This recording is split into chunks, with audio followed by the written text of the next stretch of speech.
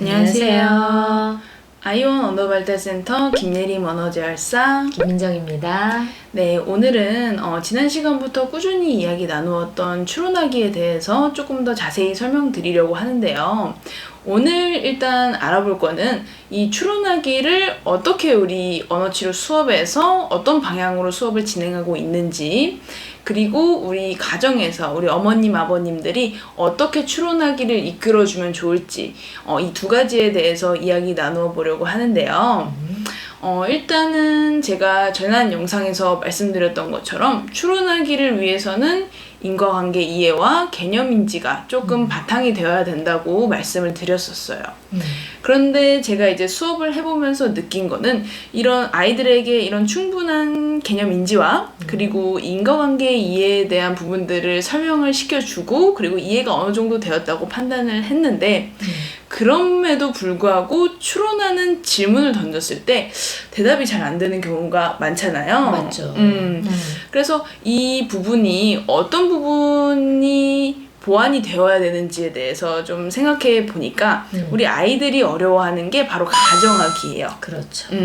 이 가정하기가 되려면 이런 만약의 상황이라든지 아니면 지금 현실적인 상황이 아니라 조금 가정한 상황을 조금 우리 스스로 생각해 볼 수 있는 힘이 있어야 되는데 그런 부분들이 아이들이 조금 힘들잖아요. 그래요, 맞아요.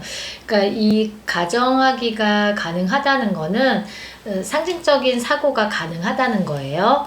그러니까 어떤 추상적이거나 아니면 나의 역할이 아니었거나 그 대상이 아닌데 그 대상인 것처럼 생각하거나 그리고 놀잇감이 그 놀잇감이 아닌데 그 다른 이제 용도로 사용을 할 수 있거나 없는 데서도 사용할 수 있거나 그렇죠. 이렇게 이제 내가 현재 보이는 그 대상이 아닌 그 대상을 뛰어넘어서 없어도 그 행동을 유지하고 생각할 수 있는 힘이라고 생각하시면 돼요. 네. 아이들이 가정하기가 안 되는 이유도 지금 현재 상황이 그 상황이 아니기 때문에 그 다음 상황을 생각할 수 없는 거죠. 그러면 우리가 이 가정하기를 위해서 가장 기본으로 다뤄져야 하는 부분은 뭐냐면 대상이라고 했을 경우 그 대상의 역할에 대해서 이 아이가 다양하게 개념이 잡혀 있느냐를 먼저 살펴보셔야 되는 거예요. 예를 들어서 이제 아빠가 있어요. 아빠는 회사에 분명히 다니지만 집안에서는 집안일도 도와주고 나랑도 놀아주는 이제 선생님의 역할도 할 수 있는 거죠. 이제 이 역할을, 이 대상을 이 세 가지 역할로 이렇게 구분할 수 있는 친구는 만약에 아빠가 나랑 놀아준다면 아빠도 나의 놀이 선생님이 될 수 있는 걸까? 라고 했을 때 이 상황을 받아들이게 되는 거예요. 그래서 가장 기본이 추상적 사고를 위해서는 한 가지 상황에 대한 다양한 생각들이 가능하느냐가 이제 중점이 되는 거죠. 네. 이렇게 이제 가정하기가 되어야지 우리가 한 가지를 물었을 때 그리고 그 다음 질문에도 우리 아이들이 대답할 수 있는 거잖아요. 네네. 그래서 우리가 앞선 영상에도 말씀드렸던 것처럼 추론하기를 위해서는 개념 이해가 좀 탄탄하게 자리 잡고 있어야 된다. 그런 그렇죠. 말씀을 하시는 것 같아요. 맞아요. 이런 어떠한 하나의 뭐 예를 들어서 엄마나 뭐 아빠라는 개념을 이제 우리가 떠올렸을 때 우리가 몇 가지 정도 조금 추측해보고 조금 이야기해볼 수 있는지. 그렇죠. 근데 우리가 이렇게만 얘기하면 우리 어머님들께서 이해하기가 조금 어려울 수도 있을 것 같아요. 이거 관련한 또 다른 이야기나 예시 있을까요? 만약에 사과를 예를 들어본다면 사과에 관련된 생각을 아이가 어느 정도까지 뽑아낼 수 있는지를 봐야 돼요.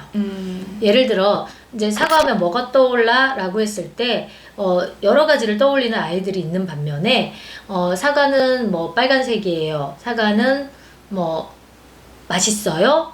사과는 새콤달콤해요 하다가 포도는 맛있어요로 빠지는 아이들이 되게 많아요. 네. 그거는 이 하나를 정리할 수 있는 힘이 약한 친구들, 그리고 이걸 세분화할 수 있는 힘보다는 그냥 내 말에 따라서 그냥 그 말의 상황과 관련 없이 흘러가는 경우들이 되게 많거든요. 그럼 이 아이한테 아이가 갖춰야 하는 부분은 한 가지를 끝까지 풀어내면서 다양하게 풀어낼 수 있는 힘, 그럼 이게 풀어내질 수 있다면 이 사과 하나를 둘러싼 다양한 개념이 있다는 걸 알게 되는 거죠.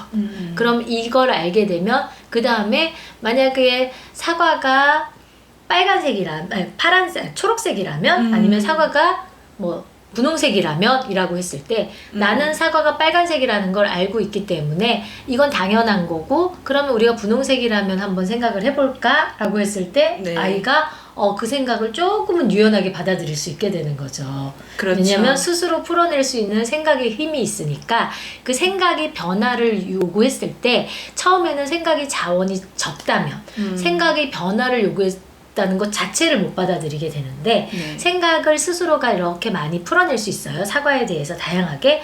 그럼 이 생각을 풀어낼 수 있는 아이는 이 변화를 줬을 때 그나마 유연하게 받아들일 수 있어요.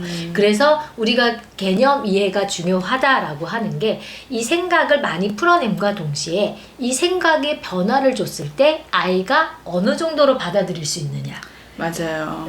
그 힘으로 추론하기가 연결되는 거죠. 네, 보통 우리 아이들 사과가 분홍색이라고 하면 화를 내잖아요. 그렇죠. 화를 내죠. 만약에 너가 아빠라면 해도 화를 내요. 그렇죠. 난 아빠가 아닌데. 그렇죠. 그럼 그 생각의 변화를 네. 받아들일 수 없죠. 맞아요.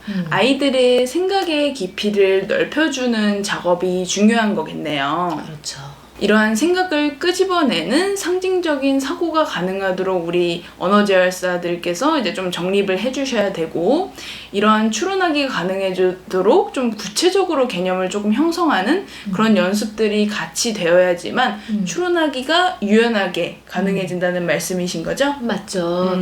그러니까 우리가 개념이라고 이야기를 하잖아요. 네. 그 개념은 우선은 하나를 둘러싼 다양한 생각이에요. 그 다양한 생각이 자리가 잡히게 되면 우리가 뭔가를 생각할 수 있는 힘을 지니게 되는 거죠. 네. 그러면 그건 변화에 대한 거를 유연하게 받아들일 수 있는 걸로 연결이 되는 거예요.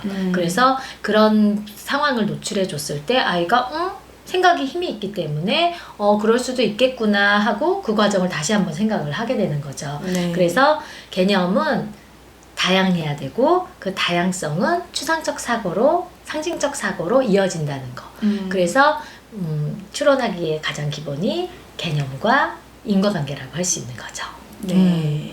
그럼 오늘 이렇게 김민정 선생님과 함께 이제 추론하기에 대한 그런 중요성과 그리고 이제 우리 다양한 예시들을 함께 살펴보았는데 어떻게 많이 이해가 되셨을까요? 이번 영상을 통해 추론하기에 대해서 좀 더 넓고 깊게 이해하는 단계가 되셨으면 좋을 것 같습니다. 감사합니다.